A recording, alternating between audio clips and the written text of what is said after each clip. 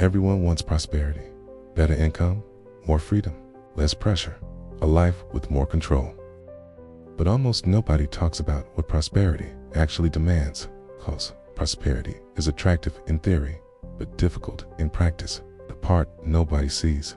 People notice outcomes. They notice success when it becomes visible. The better house, the stability, the confidence. What they don't see is repetition. The mornings when nothing felt rewarding. The days when effort produced no immediate return. The months where discipline mattered more than emotion. Prosperity is rarely built in exciting moments. It is built in ordinary days, quiet days, repetitive days, days where nobody is watching. Why most people stop? The reason many people fail is not lack of intelligence. It's emotional inconsistency.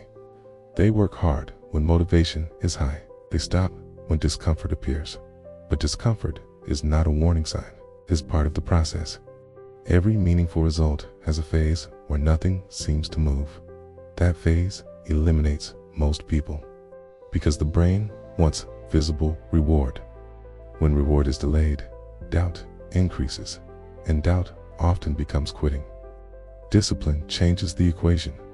Discipline exists exactly for the days when motivation disappears. It removes negotiation. It says, do it anyway. Not because you feel inspired, because you decided. That decision, repeated daily, becomes identity, and identity creates outcomes.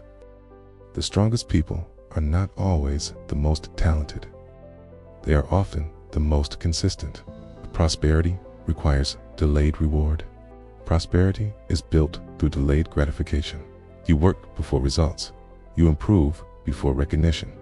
You persist before proof. That is psychologically difficult because modern life trains immediate reward, fast entertainment, fast feedback, fast stimulation. But prosperity belongs to people who tolerate slower returns. That tolerance is rare, and rarity creates advantage. What perseverance really means? Perseverance is not intensity. It is controlled repetition. It is continuing when the process feels ordinary. It is protecting focus when distractions multiply.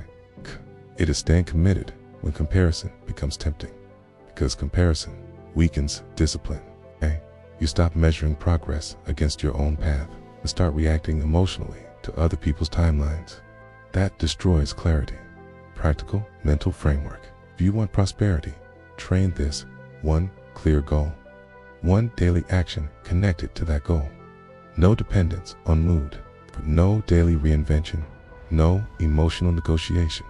Simple structure, repeated long enough. That is how small effort becomes visible change.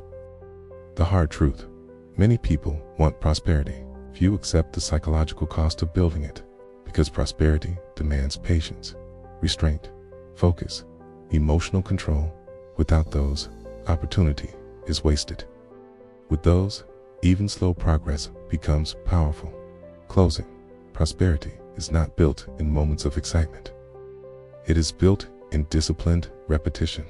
The quiet work, the invisible effort, the days when nobody applauds, because eventually what is repeated becomes visible. And when it becomes visible, people call it luck. Key, but you know what it really was? Persistence.